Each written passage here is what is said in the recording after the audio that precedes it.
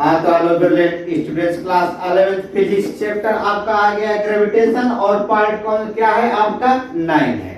तो पार्ट 9 में हमने हेडिंग डाला है Kepler's law of planetary motion, जिसमें हम आपको डिस्कशन करेंगे कैपलर्स थर्ड लॉ पर। तो Kepler's law of planetary motion में टोटल 3 लॉ दिया गया था। कैपलर ने दिया अपने अनुसार first law, second law and third law. तो फर्स्ट लॉ को हमने पार्ट 7 में डिस्कशन किया, सेकंड लॉ को हमने पार्ट 8 में डिस्कशन किया। आज हम कैपलर थर्ड लॉ को डिस्कशन करेंगे पार्ट 9 में। तो डियर स्टूडेंट, अभी तक अगर आप पेन कॉपी नहीं निकाले हैं तो जल्दी से निकाल लें और नोट्स बनाना स्टार्ट कर दें। तो हेड करेंगे आप कैपलर थर्ड लॉ और इसका डेफिनेशन लिखेंगे। According to Kepler third law क्या लिखेंगे? द स्क्वायर, ध्यान सुनिए, the square of time period, the square of time period of revolution, ठीक है, the square of time period of revolution of the square of time period of revolution of any planet around the sun is directly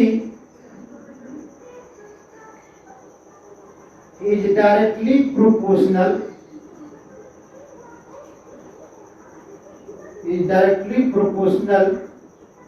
to the cube of semi-major axis of that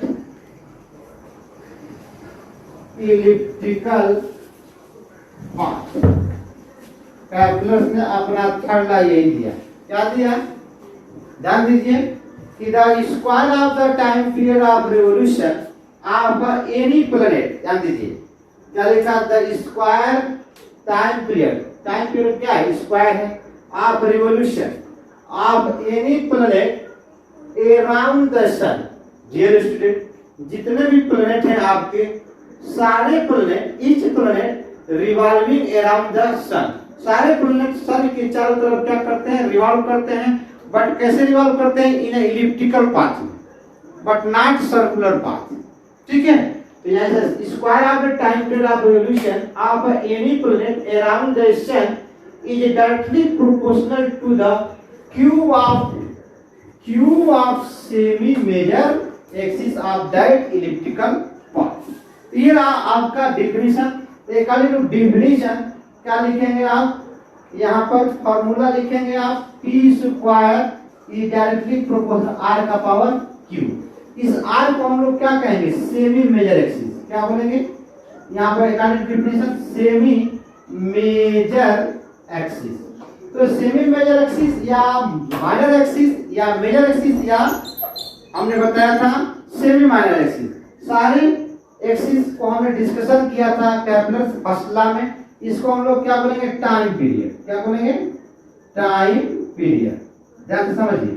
अब देखिए ये time period, यानी अब यहाँ पर एक definition, यहाँ पर डिफिनेशन के अकॉर्डिंग हमने यहाँ पर मैथमेटिकली फार्मूला लिखा, यानी square of the time period is directly proportional to the cube of the semi major axis. अब ध्यान से समझिए, ये हमारे पास इलिप्टिकल पाथ है, ये इलिप्टिकल पाथ है। यहाँ पर है क्या?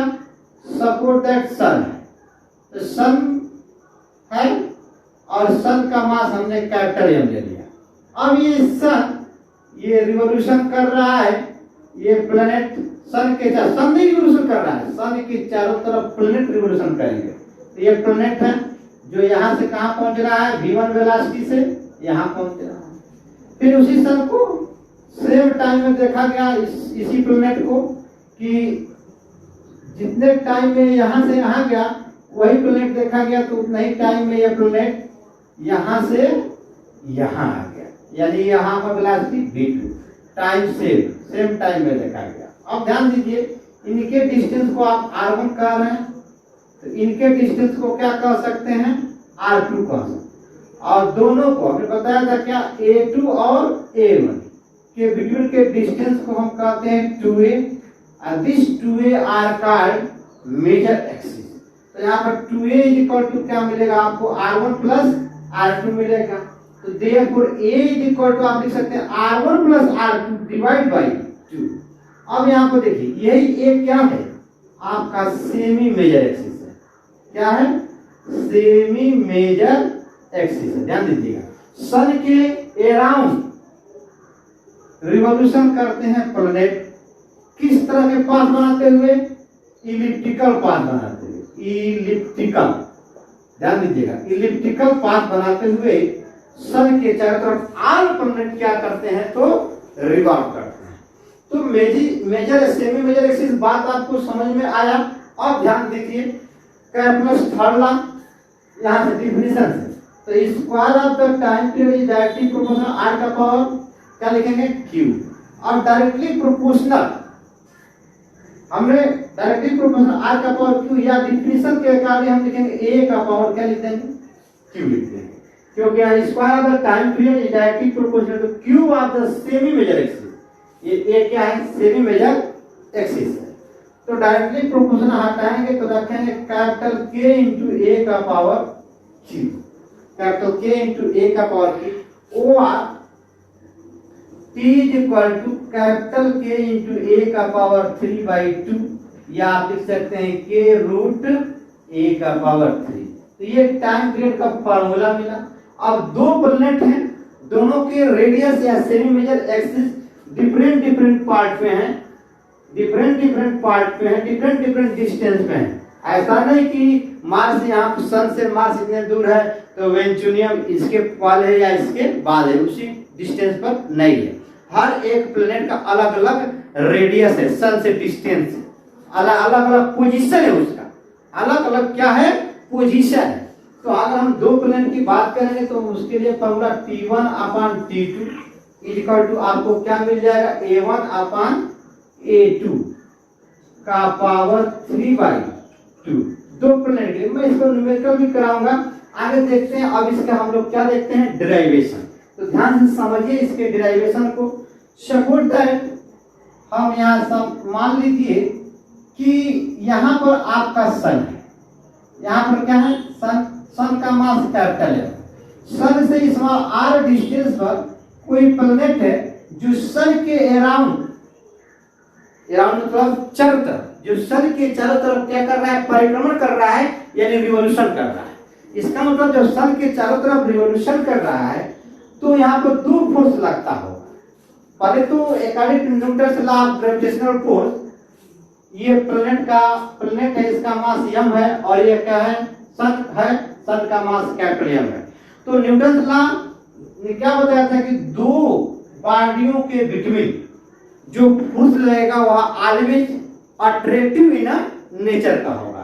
तो इनके बिटवीन जो फोर्स लगेगा ग्रेविटेशनल लॉ के अकॉर्डिंग तो वह होगा capital G capital M into small m upon r का स्क्वायर। यह किस लॉ से लिखा हमने? Newton's law of gravitational force से लिखा। ठीक, अब देखिए अब यह दूसरा फोर्स क्या है जो इसके चारों तरफ रिवॉल्यूशन कर रहा है इस ऑर्बिट में। तो वह रिवॉल्यूशन करने के लिए कौन सी फोर्स की आवश्यकता होगी? तो सेंट्रीपिटल फोर्स। तो this force is equal to m। अब इसके वेलोसिटी को v मान लें, m v का square by r। v means orbital velocity, v को हम क्या कहेंगे? हम यहाँ क्या कहेंगे? ऑर्बिटल वेलोसिटी कहेंगे, क्योंकि सपोज दैट कोई सैटेलाइट है वह क्या कर रहा है? अर्थ के चारों तरफ रिवॉल्यूशन कर रहा है। सैटेलाइट की जगह को यहाँ पर क्या हमने मान लिया? प्लैनेट। तो उसकी वेलोसिटी को मान लिया v। ऑर्बिट में चलिए v मान लेते हैं, कोई दिक्कत नहीं है। तो यहाँ v वेलोसिटी से क्या कर रहा है? मूव कर रहा है। अब दोनों फोर्स एक इक्वल होने के कारण ही यह प्लैनेट सन के चारों तरफ क्या हो रहा है? रोटेट कर रहा है, रिवॉल्व कर रहा है, चक्कर काट रहा है। ठीक है, तो दोनों फोर्स को आप क्या कर देंगे? बोलिए, दोनों फोर्स को आप इक्वल कर देंगे। दोनों फोर्स को आप क्या करेंगे? इक्वल कर देंगे। ध्यान दीजिए, तो दोनों फोर्स को आप इक्वल करेंगे। Equation first is equal to equation second, equation first is equal to equation second. तो यहाँ पर आप mv का स्क्वायर अपन क्या लिख सकते हैं? r capital G capital M small m upon कर सकते हैं आर का स्क्वायर। एम से एम आपका क्या आ जाएगा कैंसिल, एक आर से एक आर क्या आ जाएगा कैंसिल, तो आपको फार्मूला मिलेगा v equal to capital G capital M upon r. ठीक है, इसको इक्वेशन आप मान ले थर्ड। ध्यान दीजिएगा, ज्यादा टाइम नहीं लगे। अब मैं प्रूव कर रहा हूँ कैलकुलस के तीसरे लॉ को प्रूव कर रहा हूँ, कैसे अपना लॉ दिया। ठीक है, ये square of the time period directly proportional to the, यहाँ पर आर मान लीजिए, आर को हम मान रहे हैं सेमी मेजर एक्सिस, तो सेमी मेजर एक्सिस आर यहाँ पर हम ले रहे हैं, एक जगह पर आर ले लिया, कोई दिक्कत की बात नहीं है। अब आप ध्यान समझिए, इसकी वेलोसिटी देखा जाए तो velocity equal to circumference 2 pi upon r, तो सरकमफेरेंस अपॉन टाइम, क्या लिया हमने सरकमफेरेंस अपॉन टाइम। ठीक है, अब ये वेलोसिटी का फॉर्मूला 2 पाई r अपॉन क्या ले लिया, 2 पाई r क्या है सरकमफेरेंस, और t क्या है टाइम पीरियड है। r किसका, प्लैनेट का, किसका टाइम पीरियड है प्लैनेट का। ये आप इसको मान लिया आप इक्वेशन 4। ध्यान दीजिएगा, ज्यादा टाइम नहीं लगेगा, देखिए थोड़ा सा टाइम लगेगा। अब आप यहाँ पर v की वैल्यू यहाँ पर पुट कर देंगे, sorry v equal to circumference upon t निकला। अब v की वैल्यू यहाँ पर पुट कर देंगे equation third, putting the value v in equation third, क्या लिखेंगे putting the value v in equation third. तो इक्वेशन थर्ड में v की वैल्यू पुट करेंगे, v का स्क्वायर है तो यहाँ पे लिखेंगे 2 पाई r का 2 pi r upon capital T का कह सकते हैं square is equal to capital G into capital M upon कह सकते हैं r। ध्यान दीजिए, अब ये 2 2 जा क्या हो जाएगा 4, पाई का स्क्वायर यहाँ पर आप कह सकते हैं, पाई का स्क्वायर यहाँ पर आप कह सकते हैं, r का स्क्वायर यहाँ पर आप कह सकते हैं, T का square, capital G capital M upon क्या मिलेगा r।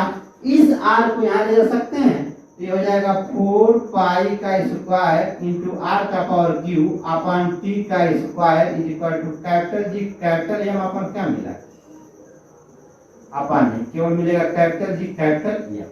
अब इस t को आप लेके चले जाए राइट साइड और gm को लेके चले आए आप लेफ्ट साइड, तो ये हो जाएगा t का square is equal to 4 pi का स्क्वायर इंटू r का पावर q अपॉन क्या मिल गया gm।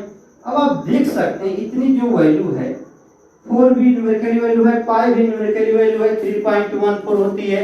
कैपिटल जी की वैल्यू भी आपको मालूम है 6.672 का माइनस 11 होती है कि नहीं होती है, न्यूटन इंटू मीटर का स्क्वायर पर केजी का स्क्वायर इसकी यूनिट होती है। और कैपिटल सन का मास भी क्या हो सकता है, चेंज नहीं हो सकता है आपका।